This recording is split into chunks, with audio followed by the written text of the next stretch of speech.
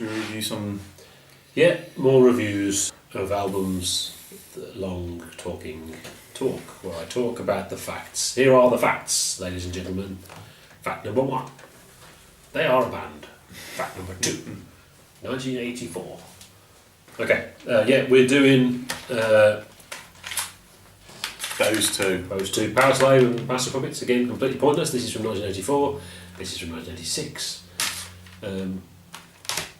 I think there's more we can talk about in the links than there was before, and yet they move further apart, actually. And I'm just going to find my notes, and we'll find out what that is. Yeah. So Powerslave.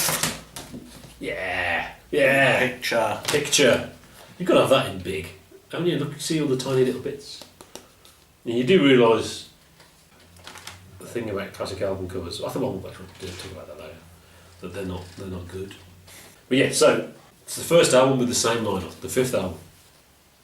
And it is, all those people are still in the band now. They did go away, but they came back. So now we've got, the obligatory World War II, Boyzone, Adventure, stuff. That's great, it's nice intro and all that stuff, and it's the catchy one. And then you've got the obligatory Bruce and Adrian single. That's the best one. That is their best single. The Bruce and Adrian thing. 2 Minutes to Midnight. We've got the now obligatory Bruce's song. It's his very own help. Not very often do Iron Maiden get to talk about themselves, get personal, wish you were here style, But there it is. Even if it's metaphorical, and people probably didn't realise at the time that it was actually turns out it was really genuine. And of course we had the obligatory Steve Harris epic Dwindle Epics. A lot of people's favourite. It was their longest song for a long time till the new album, which I've not heard. I actually prefer Alexander the Great, but that's not the point. What a great concept. I can't believe it's never been used in rock music before or since. It's hard to believe. I don't understand that. Okay, so we've got those 4 brilliant songs. Great EP, right? Because that's it. That's it. Yeah, the rest of it is filler, B-side, sub-B-side, and a chore to get through. I did think, you were saying, for you, because it all, Peace of Mind was... I could imagine you trying to get through it, and then I thought, well, I'll get this from this. And I think there's a moment at the end of Lost for Words, and then Flash of the Light comes on, it's just like... Oh, God. I'm not going to get through all this. I listened to this album, I listened to the first 2 tracks and the last 2 tracks, and they are brilliant. Those 4 songs are brilliant, right? But we're rating this as an album. It's one of those things, and it's tricky. But as an album, it is like that. It really is. I struggle to get through those middle songs. It's also much more commercial than Peace of Mind. It is a return to the number of B-star, or at least those 4 good songs are. So it's more melodic and it's more commercial. It's easier going. Return of the Jedi. This is a trilogy, you have to remember. There was a Bruce trilogy. We won't talk about what happened next, sort of, yet. We will a bit. No! Card full. That's like a 1 gig card, that is. Oh, fucking hell. When are we going to get through this? Well, we'll just use the audio off this. Okay, yeah. Our audio's broken, folks. Never mind. So our chat will be through the microphone. Yeah, but it sounds the same anyway. It doesn't make any bloody difference. Return of the Jedi. It's the 3rd one, isn't it? 3rd in the trilogy. Can you think of a 3rd in the trilogy that's better? That's the best one? Either both sequels are rubbish, or the 3rd one is rubbish. Indiana Jones, the 3rd one's definitely better than the second one. Yes, it is. I didn't think that for years until I went back and watched them, and I thought, oh yeah. Yeah, because the first one, that's true, yeah. But Return of the Jedi, definitely. Because Return of the Jedi is not a bad film by any means, is it? And that's been emphasised by what came after, But Empire Strikes Back, Even with, the whole Jabba sequence, which is fantastic, what's the word? The thingy of Darth Vader, his retribution, his saviourness, even with that, in Empire Strikes Back, and that's this, Lodger, Low Heroes and Lodger, and it's not as good as the other 2. It really isn't. Same thing. They didn't have 3 years though. That's the thing. They had like a couple of weeks in between touring without stopping. That's the problem, and they didn't have time. That's why you've got Lost for Words, the big Orra. Not because they thought they needed an instrumental, it's because you couldn't think of anything to sing. They had time to think what to sing over this banal riff. Their last instrumental, actually. You know, there was Transylvania, you've got Genghis Khan and Ides of March, which are great. And you've got this, and they never did one again. Conversely, Master of Puppets, this is the destination, this is the firing on all cylinders, this is Metallica.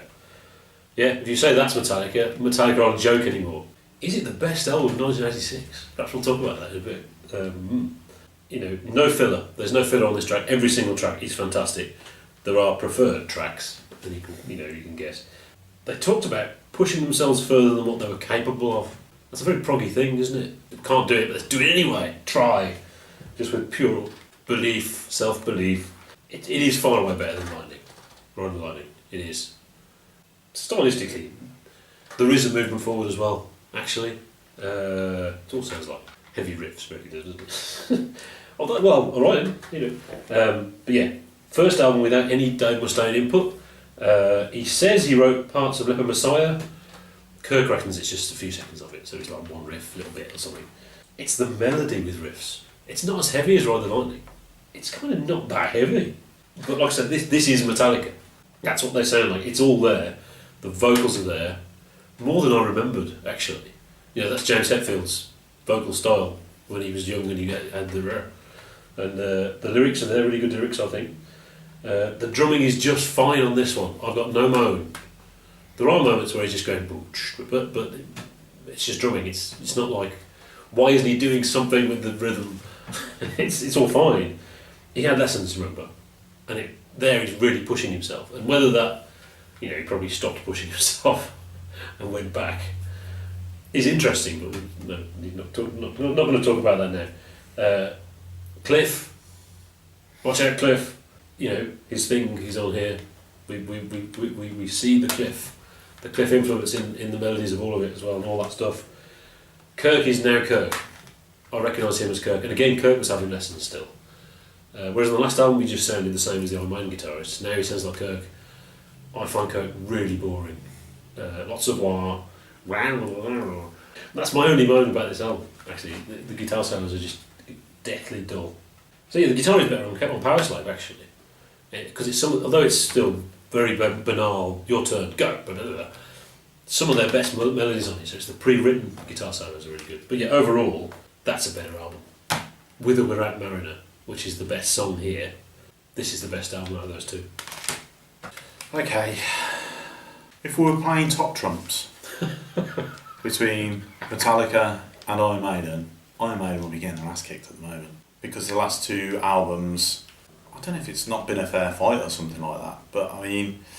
Well, that's the thing, again, with the albums we've chosen, you chose different albums, it will come out differently, The same, because obviously, this is... Rime of the Ancient Mariner is the only Iron Maiden song I would actually go out of my way to listen to. And in fact, when I was listening to this, I got to 2 minutes to midnight. I was pretty nonplussed with Ace's High. But then there was a line in there that mentioned Demon Seed. And I thought, at that point, this is a real struggle to get through. You don't like Demon Seed?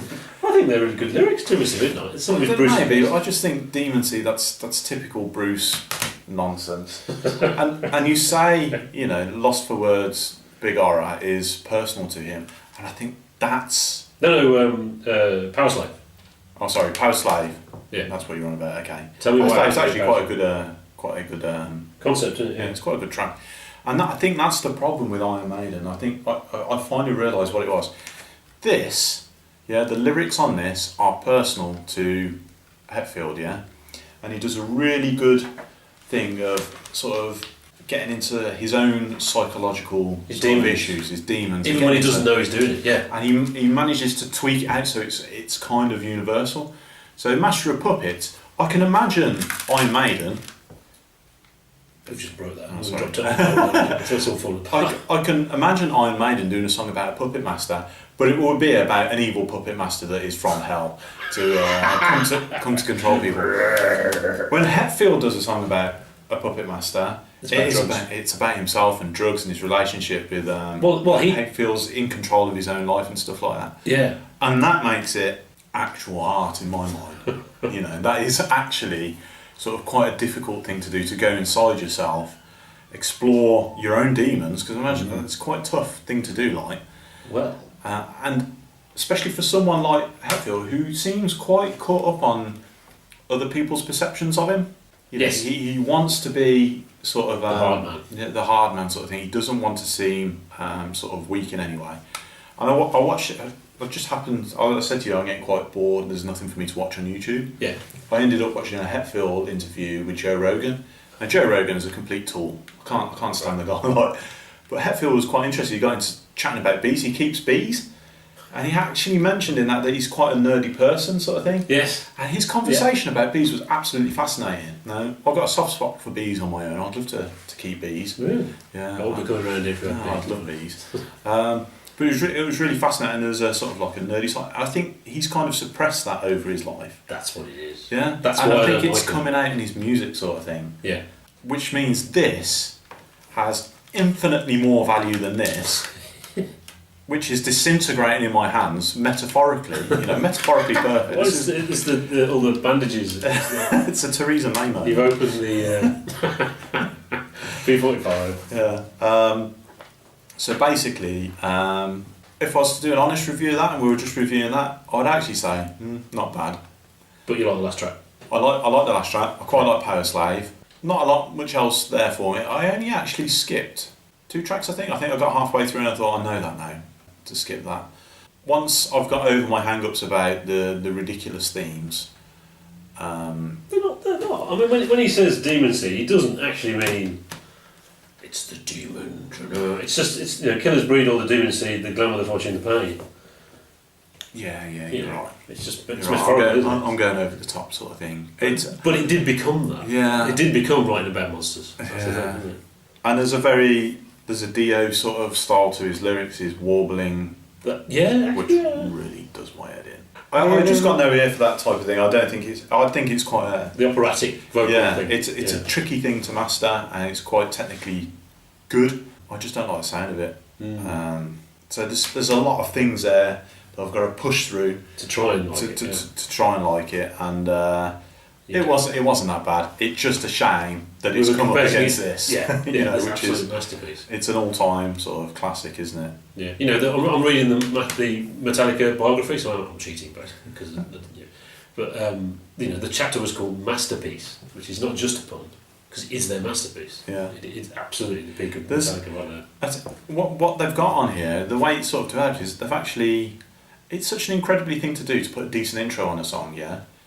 But it has such a bit profound effect. Yeah, you're sold already. Yeah. So you're in there. Yeah. Battery. I mean, it just the way it starts, you're immediately intrigued in that. Yeah. Whereas Ace is High, you think, Iron Maiden. No, actually, there's a thing there. We don't get Churchill's speech at the start.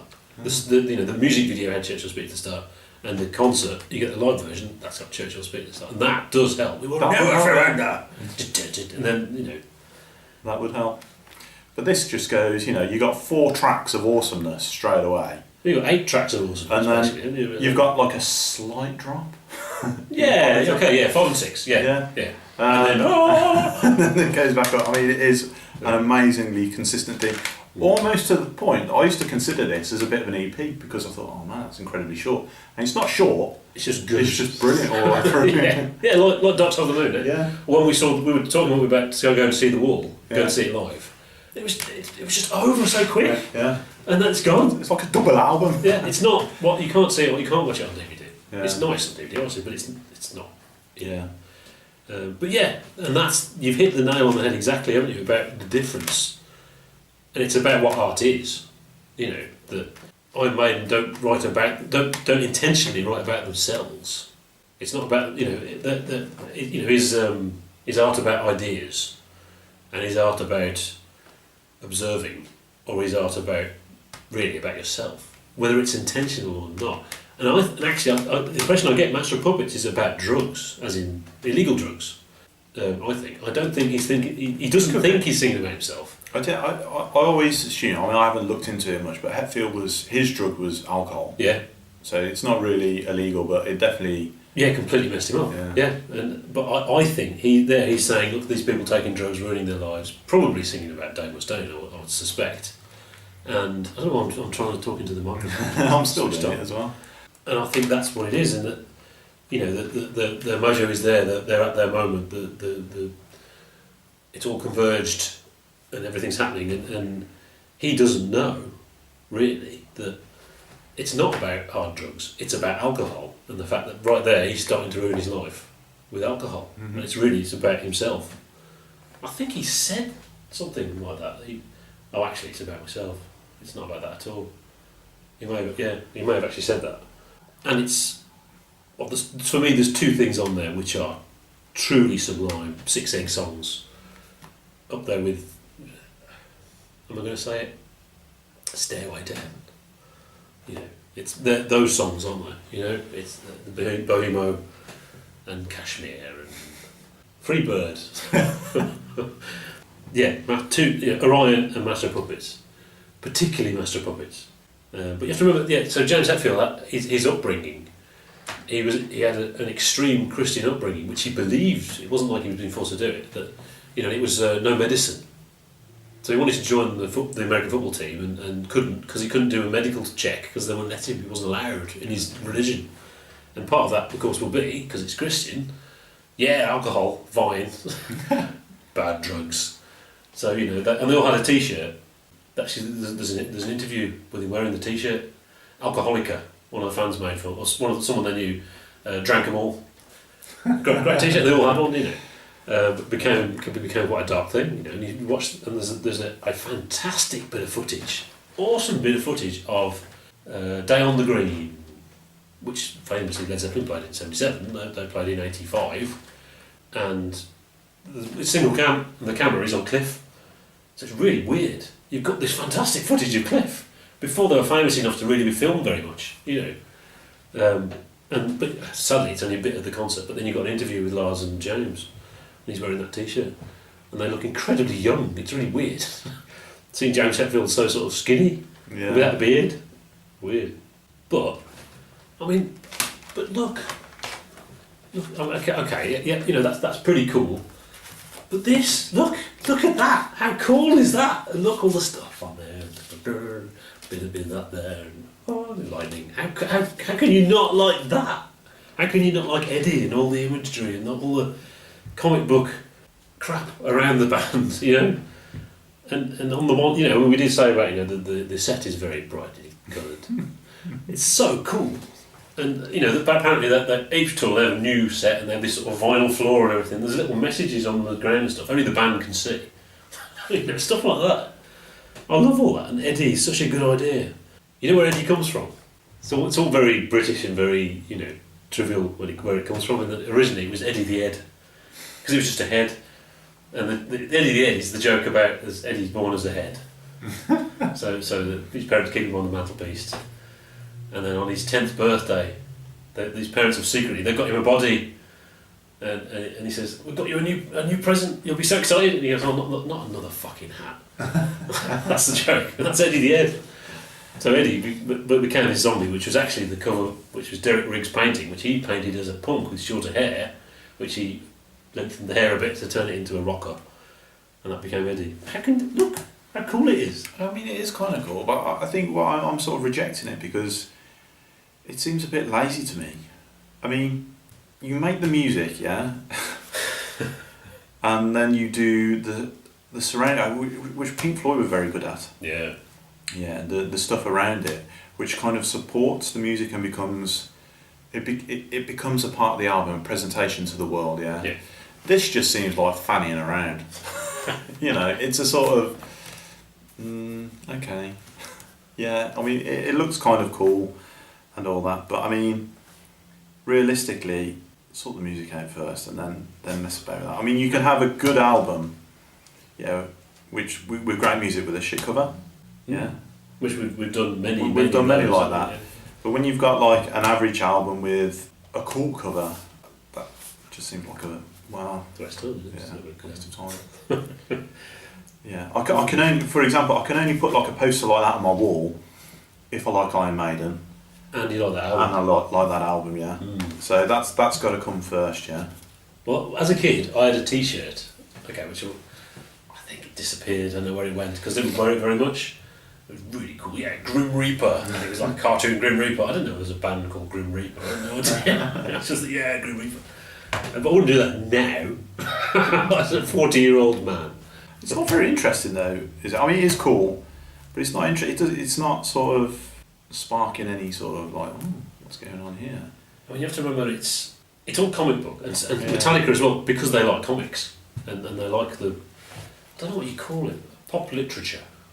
You know, I mean, that includes Lovecraft and all that stuff. So it's not like bad literature or dumb. It's not Chicklet and Dan Dare or something. It's not quite that. But the thing about Iron Maiden, of course, is it is 70s music. The whole thing about it is a 70s thing presented in the 80s. It's not just a 70s thing. It's a 70s thing that would be compatible with the 80s. Mm-hmm. So if you, like you said, if you compare that to Pink Floyd, it just looks really dumb. You know, it's not like, the sleeve and the shaking hands with the record company concept and all that. No, we've got Eddie has been reborn, yeah, cool, Locker and Reaper, Lightning, da-da-da. So maybe you need to start with this. Yeah. That's what, so if you didn't, why would you go back? Yeah.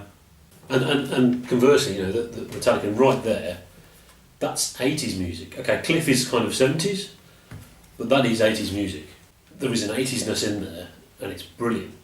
So is that the definitive representation of good 80s music?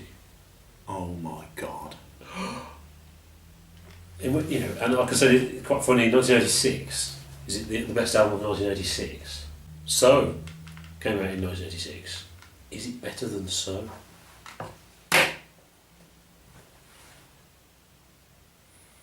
I've certainly listened to it a lot more than So. We've never heard So, actually.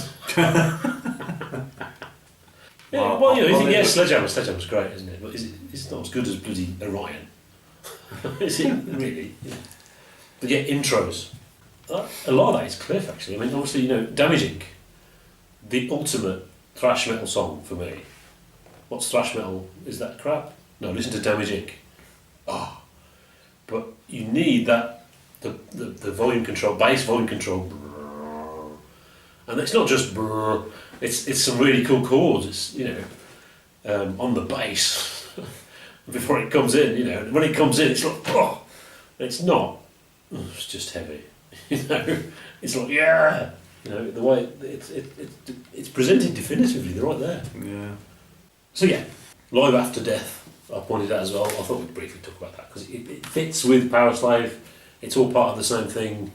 Bruce is broken, okay, and I think maybe on Powerslave Bruce is broken. You can't hear it on there, and he writes his own brilliant song as well. But all that energy, they got rid of the druggy guy who couldn't keep up kind of thing, and they got this song that's just ball of energy, this infinite enthusiasm, never stops, running around the stage and all that stuff. Unstoppable force of adrenaline. In the end, it was just destroying him. It was killing him, basically, And so Powerslave was a genuine thing, Help, and he was never the same again. In a way, after this period, Bruce is a kind of a different person.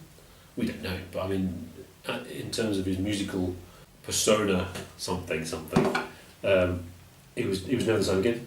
6 nights a week, for 18 months. Little breaks of 1 week here and there, things like that. His voice was destroyed, was wrecked. And in the end, actually, it was Steve Harris. Eventually, he said, "Yeah, look, we've got to stop because it's killing the band." It's even Steve Harris, who thinks you never give up. It was Rod Smallwood, of course, just kept going because they were so successful, biggest band in the world at that point.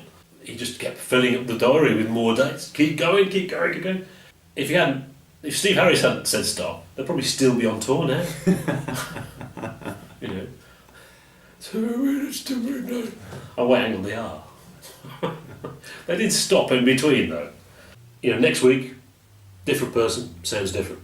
So that tour is the Ludicrous tour. Everyone talks about the Ludicrous tour, where it nearly killed them and it was just stupid. But what they don't really talk about is how the vocals went downhill massively. You listen to Peace of Mind tour, he's amazing. This amazing vocalist. He was pretty dodgy for a lot of that tour. And what that was, whether he'd sort of forgotten how to do it because he'd been doing it without stopping. He just goes out there and goes, oh! And he's got no context, he's got nobody to tell him what's good and what's bad. And that happens with rock musicians, doesn't it? When they sort of lose it and it's not quite clear why. And it's because they're surrounded by yes men. But he was feeling part of the machinery. He was feeling part of the scenery, but he didn't walk out of the machinery for whatever reason. It wasn't always dodgy on that tour. Rock in Rio, biggest audience of all time at that point. He was very good, and I think the London portion of this, I think, is very, very good. The side 4 is from a different concert. It's actually from London. The rest of it is from Long Beach. Scream for Me, Long Beach. Best version of Phantom of the Opera. Controversial, but right, okay. Live After Death is overdubbed. Yes, it is. Yes, it is. It is. It is overdubbed. Forget the footage and it's not lined up. They used, Steve Harris said they used 2 nights. They only recorded 2 nights out of 6 or whatever it was. They used that to get the footage. The way they make concert videos isn't that they just have a camera that's got a microphone on it and they press record. They've got loads of footage and they've got loads of audio and they have to sync it up. And they use different footage from different nights. Rock in Rio 3. They actually filmed earlier nights before they did it, and so for close-ups and things, and they had to wear the same clothes. So it's not about that at all. If that was the performance live, which is on the video, there is no way they wouldn't have used the performance on there, because it's so much better. And when they, of course, updated the HD version, Blu-ray, etc. recently, there ain't no way in hell they would have used that performance and not used the one here. Absolutely no way. It's overdubbed. I'm sure of it. It has to be, yeah? And the problem with that is, of course, and the reason why people accept it, etc., is he was that good. Only one tour previously. You listen to Peace of Mind stuff, you listen to bootleg, so it's not overdubbed. He's just as good as he is on Live After Death. It's just that he went downhill hugely from the touring, from etc., etc. And Number of the Beast tour, of course, famously, is much more accurate. I'm not sure if he was better because he's quite sort of squeaky. Mm-hmm. But so Peace of Mind, he's really good. But of course, the live album meant they could briefly actually have some time off, and if they didn't, Bruce would have quit. I think, by the sounds of things. And it is odd that he didn't quit. All his idols quit. When the same thing happened. I mean, Ian Gillan is an obvious one. They were doing ridiculous touring and whatever, but he'd fallen out with the band. So I think that the parallel with Peter Gabriel is striking. That he had to do the tour and all that stuff. But Peter Gabriel left. Bruce didn't leave. He stayed. That's a really interesting thing with Bruce, and that there is an argument. And I think we did sort of touch on this. It was kind of something we agreed on. Bruce never quite had the artistic thing he wanted to have. It was always about him trying to be like that, not him actually having it. Maybe. As much as Chemical Wedding is such a good album, not a film.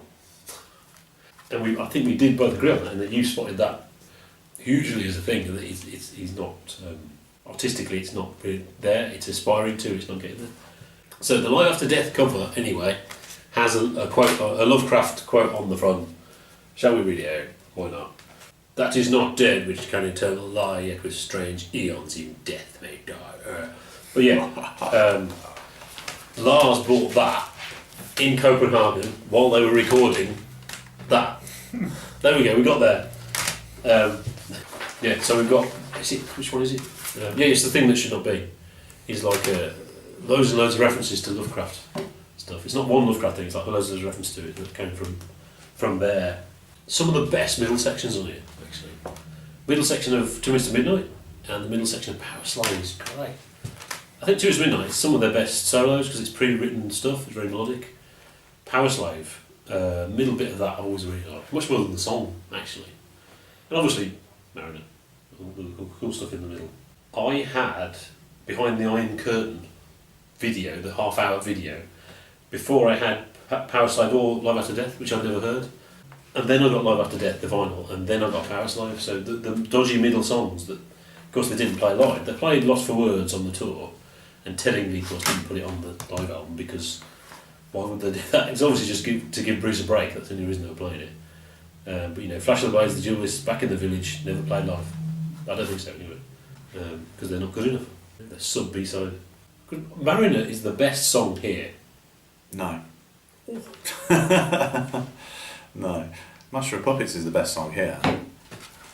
can't really. I mean, it took me a week to think of that because that's exactly what I was thinking. Is Master of Puppets? Well, to know, But overall, for me, there's more in Rime of the Ancient Mariner for me of stuff I like. Rime of the Ancient Mariner is a great poem, yeah. Yes, and with those chords again. They get away with it, and they've actually, put it to a fairly decent song. But Master of Puppets is so much more than that. Master of Puppets is amazing, isn't it? It really is. But certain Master of Puppets is more original. Well, that's what I mean. It's sort of like, okay. With Mariner, it's just the same again. It's those chords again. Oh, okay. I mean, if they'd done something a little bit more obscure, because I mean that's sort of even that sort of classical poetry. So if they'd done like an epic or something like that, something by T.S. Eliot, then okay. But I mean, I can't. It's such an obvious. I can't believe. I don't think there's anything in rock music anywhere else that uses Rime of the Ancient Mariner. I don't think so. I can't believe it. It's such a good idea. I think it's great. Yeah, you would have thought. Yeah, because it's not sort of. Well, it's fairly well suited to rock music, isn't it? But it is, isn't it? It's such a great story. Just a great story. It doesn't have to be good poetry. No.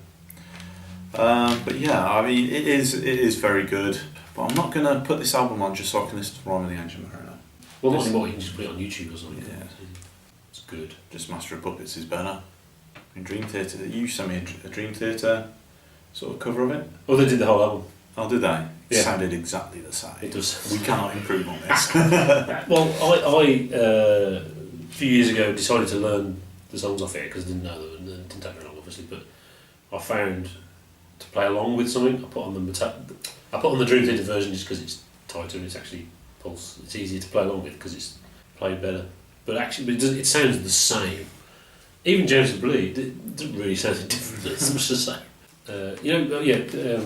Ride the Lightning was all about death.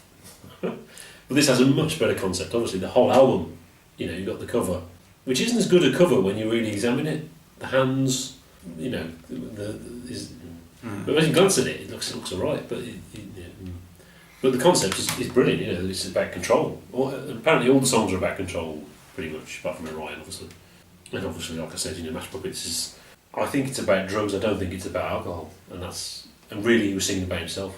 And that's one of the reasons it has what it has. There is a brilliant YouTube video about the time signature of the riff, because he wrote it as kind of thing. There's an extra bit on the end, so the time signature is mental. He actually worked it out as an actual time signature, and it's one of those things where he didn't know that. He was just doing a thing, and it was all planets aligned and all that stuff. The missing, what was it? You sent it to me, didn't you? So missing 30-second note or something like that. Yeah, but yeah. So Master of Puppets and Orion are awesome. Orion, because it's Cliff's swan song, and it's also the first time you really get a sense of Cliff's thing, and we hear him fully as a writer, and it's sort of Queen-esque, which is interesting. It's Nothing wrong with Queen. well, yeah. It's very compositional. It's not very very songy. Because actually, although Queen have their songs, the famous songs, but there aren't that many of them. A lot of Queen stuff is compositional stuff, not really song stuff. Mm-hmm. So it isn't really a song, whereas Master of Puppets is both. But that's the closest comparison between the albums is Orion and Rime of the Ancient Mariner, because they've got the same influences. You could argue that Orion is a bit proto-prog, a bit bitty. I'm going to have 3 sections, and the first one's going to go like this. Whereas Maiden are the opposite, in that they write a song, and it might be a long thing with a middle bit, and it might sound the same. It is amazing how Ulrich gets on every single writing credit. That's the thing, is he talked his way into it, or did he actually write? I think he did. I think it's very important. I think Hetfield on his own would write very bland rock songs, I think. He's very conservative, I think, and that needs to be balanced out with all of them. All 4, all the other 3, and obviously Lars. It's about his knowledge, not his music theory knowledge. His knowledge of bands, a bit like sort of our video knowledge. It's that stuff, isn't it? It's knowing the bands and they did this and they did this. I think that's really important. They are a what-if band, Metallica, and I know it's a cliche because Cliff died, but I find it interesting that Peter Mensch has got a mention. Yes. Cover concept. Now he's obviously associated with Q Prime, which is their management company now. Yes. This is 1986. Yeah. It's quite. I think before Ride the Lightning, they ditched the original two people who helped them. Really? Yeah. Yeah. And the other guy was called Cliff. Confusingly, there was Cliff and Peter, were the management people or something. See, I associate the Q Prime era with the Sellout era. It's the whole thing. Yeah. It's the whole thing. It's the whole thing. It's really struck me and I was surprised. It's only when you have to review something you see things in a different light and you analyse it a bit more. Rather than just saying, yeah, it's Master Puppet, it's not all that later crap. The trilogy, the first three albums are not a trilogy, they're all very different. Well, not that different. But they're all quite different. Actually, Master of Puppets, Justice for All, and Black Album are a trilogy. Really, this is closer to Black Album than I yeah. I thought that actually, yeah. You know, it's not that different. There is something stupid on the Black Album. Which I've never quite, the bluesiness, whatever it is, but you know, I mean, the thing that should not be. How is that different? It's there. Yeah.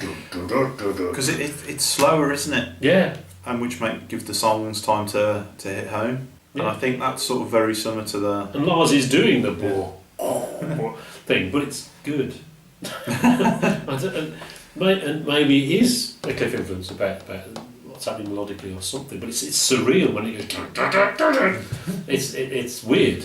Whereas Don't Tread on Me isn't weird. It's just rubbish. I'll tell you what as well. Orion, you know that bit when it's going with the heavy, not heavy riffs, but the guitar riff.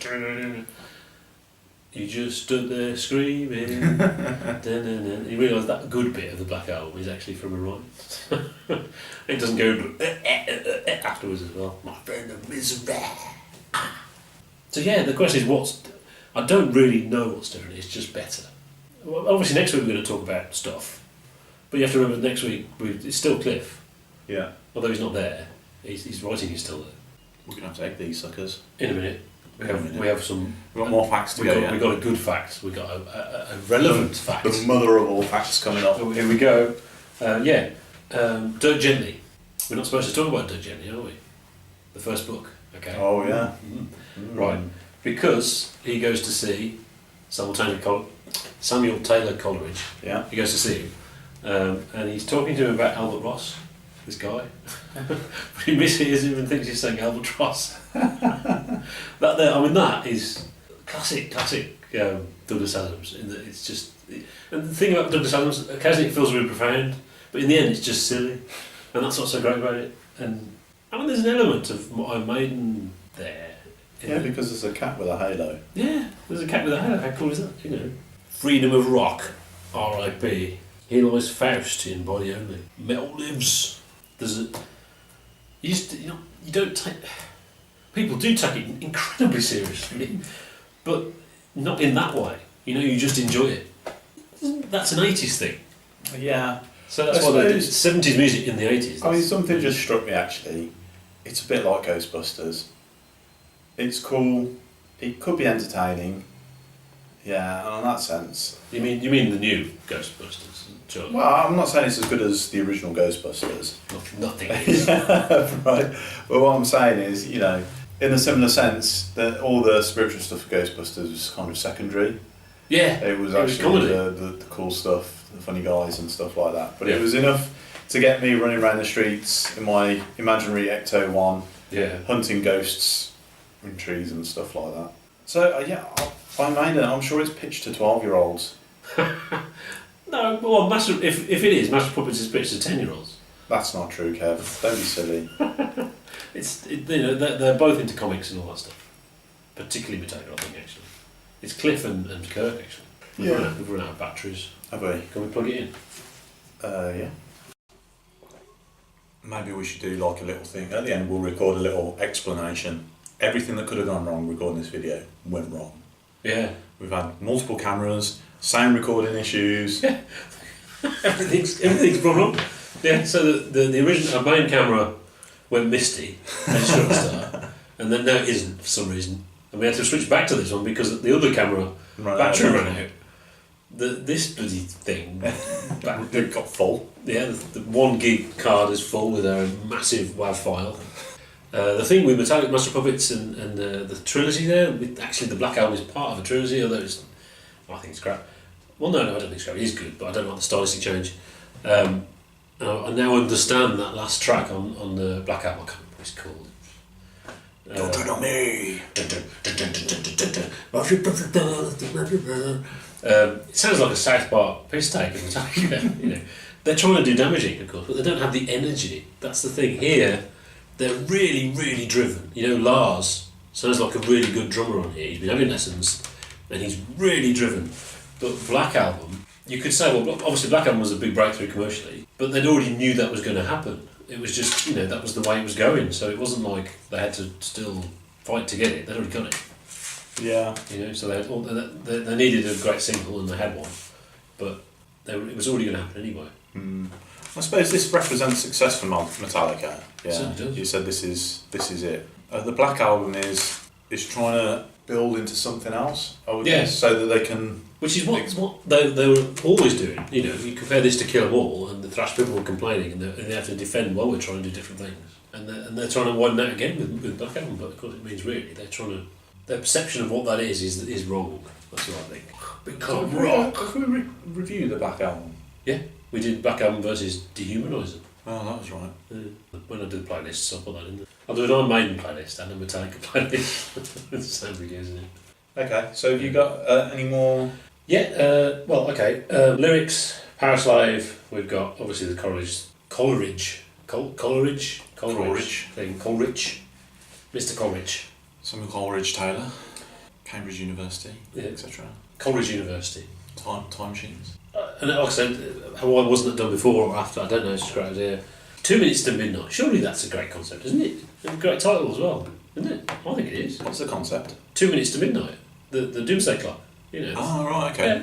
Yeah, you know, I was Generals gathered in their masses. Yeah, just like witches of our masses. You know, okay, it's very heavy-handed actually, but still. Careful going, shoot the man, we don't need a reason, the golden goose is on the loose and they're out of season. That's good. Yeah. That's good, isn't it? Yeah. I'm sorry, but as soon as I heard the words demon and seed together, I had no idea what it was in reference to. I just thought... It's about devils and things and monsters. I mean, Back in the Village, terrible song. But yeah, it's back Prisoner again, back to the Prisoner. Maybe because they thought the Prisoner's such a cool thing and the song to it. You know, Mash Puppets, you got the Cthulhu stuff. Welcome Home Sanitarium, it's about one, well, inspired by One Flew Over the Cuckoo's Nest. Oh, great film. Yeah, or a parallel story, I think. Great book. Yeah. Book's a lot more trippy than the film, you know. Yeah, the book scared me. I was thinking I was quite young when it freaked me out. Funny, because It is out, It is a thing. I was thinking about the book of It. And It is the book, he was on drugs. It's very long and some of it is nonsense. Watch the film, forget the book. I've never ever read anything by Stephen King, you know. Yeah, I'm sure he's good. He's very good. Let's not go there. Let's not do that. We will review some books soon. Yes, we will. Yeah, it's best songs, but I think we've already said it. Master Puppets and Orion and Rime and Mariner are the three best songs on these albums, regardless of which album. Oh, do you agree with that? Okay. You think Master Puppets' song is better than Rime, but do you think those three songs are the best three songs on those albums? Which ones did you say? Master... Rime with the Mansion Mariner, Master Puppets, Rime. Is there anything else on those two albums that's better than those three songs? No, you're probably right. Yeah, I mean, okay, yeah. I would actively search for Rime of the Ancient Mariner on Spotify or in my music files, and Master of Puppets and Orion. Probably not the others. I wouldn't sort of specifically, although I like Battery. I like it because it's a cool intro to the album. I wouldn't actually listen, you know, and go, I'm going to go search for that and listen to that. Yeah, it's quite a normal Metallica song, isn't it? But I think, actually, once you get into them, most of them are. They all are. Yeah? Yeah. And I think, like you said, actually, maybe tracks 4, 5 and 6 are the middle of the album. Yeah. And in that context, you know, the middle of the album is far and away better. You think that Powerslave is such a dip on most of the album. And yet, it's 50 minutes. It's 50 minutes long. So, you can tell, they were just under too much pressure, and they just had to make the album quick, right, mate, and release it. You know, and if they'd stopped and thought about it, right, ditch, probably, Lost for Words. Well, you can't have two songs about sword fighting next to each other.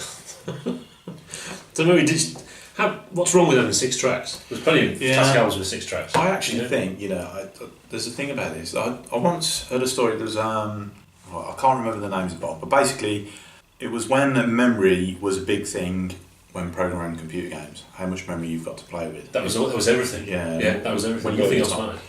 And there was one guy who literally he reserved a massive block of memory. He was the main producer of the game. He's working with the team. He reserved a huge block of memory at the beginning and didn't tell anyone. So when it was coming close to release, they were over their memory limit. They got another 32k. Yeah. And he just wandered off, freed it off, and suddenly they were under their memory limit. And everyone thought, "Oh man, this guy's amazing," sort of thing. But it's on. And I kind of think that with albums sometimes, and maybe the Lamb would have. I mean, this could be heresy to some people. Would agree with this that. Once an album's got 8 songs, they should say stop. No, not stop. Fix the songs. Take 6. Take 3 out. 3 out of there, or 2 okay, out of there. Right. And then fill it with new. And then don't fill it with new. Just leave it at that. What 6 songs? Yeah. Depends on the length of the songs, though. Well, obviously, yeah. You want about 40 minutes. Yeah, you want 40 minutes. Yeah, you want 40 minutes. You cut out the. Yeah, don't put everything on there. So you know what's on there is absolutely the best. The top draw stuff. Yeah. And yet, the Lamb is where I wouldn't take anything out of the Lamb. I'd have all of it. It's perfect. I mean, I say that because I think the Lamb probably could have gone on to be into the next level of albums, the ones that everyone knows about, if it was just a little bit more concise. Focused. I mean, the only way to do that is to dumb it down, is to take something out. You say that, but it's not particularly clever. No, I don't mean clever. I don't mean clever. I just mean there's more of it and there's more stuff.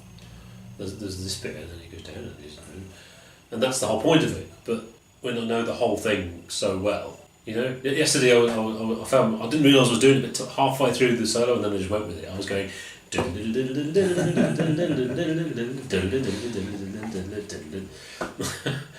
because I know it so well, So when it's so familiar, well, of course it's right. I know it. That's what it sounds like. I would never change it. It's one of my favourite albums ever. And I suppose it would be a different thing. The White Album. I mean, I tried to do it a few years ago. I tried to make a 40-minute White Album with Hey Jude on the end of it, which for me made sense. It was just some songs from the White Album, but not all of them. Yeah, but the White Album's crap anyway, Kev. There is some crap on the White Album. There is some crap, actual crap. I can't sit through one side of it. I don't think. 13 songs each side. I can't understand how you go from Sgt. Pepper's to the White Album to Abbey Road. Well, you don't actually, of course. There's Let It Be in between. That's right. Because it wasn't released until after. Yeah. Well, I can't even see how you get from Sgt. Pepper's to the White Album. Yeah, huge difference. It's just like. Well, that's because John said to George Martin, "We don't want any of your production crap." So you get Ricky Raccoon or whatever it is. Rocky Raccoon. Yeah, but we can't agree, so let's just put everything on there. Everything. Good night. Good night. Good night. Okay. It is 5 eggs. It's not 6 eggs. I'm not going to 6 egg it, and I did think about that. Very tough. It is tough. It is borderline 6, but it's 6 eggs. The other eggs don't mean anything. They're only really in context with the stuff, but it's what it means to you. And that's not the Lamb. We just talked about the Lamb is 6 eggs. That's for me, So and that's what Romanation Mariner is more for me. Even the album itself isn't anything else good. What did I get? I give Ride Line 4, and I think that's about right. I think that fits in with this. As I too would give it 5 eggs. Surprisingly, because it's quite a. This is my introduction to rock. Yeah, I had Ride the Lightning and Master of Puppets at the same time. Yeah. Which in my mind, then they always came as a pair. Those 2 albums, but I mean, as you say, this is actually probably more like the next album. Yeah, the next 2. So it is an incredibly important album. But 6 eggs, I think it's more down to the style of music. I reserve 6 eggs for music that actually chimes with me on a pretty fundamental, personal basis. Yeah. This is exciting. It's good to listen to, but it doesn't really move me. I get quite reflective sometimes about the subject on here, but not really. It doesn't really get me like a Roger Waters. Yeah. Sort of thing. I'll tell you what. It's James Hetfield. His lyrics are brilliant. Yeah. He's a really good lyricist. And I that was another thing, the sort of link between Roger Waters and James Hetfield. Obviously, it's not Roger Waters. I'm not saying but they're equivalent, yeah, but you know that's what we're talking about here. Yeah. He's the sort of he's really good at that stuff, or was really good at the stuff at that point in his life when he was starting to be more honest with who he was. But as we said before, on Scent Anger, Some Kind of Monster is the best song on there. Yeah. It doesn't mean much, does it? It's all right. But that was a James Hetfield Some kind thing, of wasn't it? monster. He brought it to them before. My lifetime will be on my disc down. That's yeah. Actually, there's a couple of lyrics like that on the first two albums as well. Actually. So all Kurt was doing was dipping back into that stuff, really. But we go right back to the start when you said about James Hetfield's quite a nerdy individual, and he sort of suppressed that. That's what annoys me. That's what it is. That's why I don't like him. Why are you suppressing it? Don't be a dick. I don't know what. I mean, it's obviously a psychological thing with it. I don't think he's, by the looks of it, as they do. I mean, all his interviews sort of touch on this sort of post Some Kind of Monster type thing where they're a bit touchy-feely, psychological. Yeah, they've turned into sort of AA people, don't they? He deals with it a lot better because it's a shame. Because actually, his dorky side is quite likeable. Yeah. I like that. Yeah. So yeah, I like this, and it's one of those things because it's so there's so much. There's really banal stuff on there, and there's fantastic stuff on there. So to egg it is it 3 eggs or 4 eggs? You know, I don't know. I can't. Can I give an album with Rime of the Ancient Mariner on it 3 eggs? But it's an album. We're reviewing the album, not the song. And 2 Minutes to Midnight is brilliant. You know, Powerslave, great concept. Axis High is cool. It's a better song than Where Eagles Dare, if not as cool. Leave it at that. Yeah. 3 eggs for you? Yeah, I think so. Only because actually, I mean, I didn't find it as much. I know I went on about the deep dive. I didn't find it that much of a struggle to get through in the end. So I only really felt like skipping a couple of times, but it's not as good as Ride the Lightning. And I think I gave Ride the Lightning 4. Right. So it's got to be 3. Yeah, because remember the eggs really, it's only in context of the particular thing we're doing. Yeah. So right now it's in context of Iron Maiden and Metallica. Yeah. There you go. We got through it. Yeah, one more, nearly there. Last one. Next week it's going to be And Justice for All and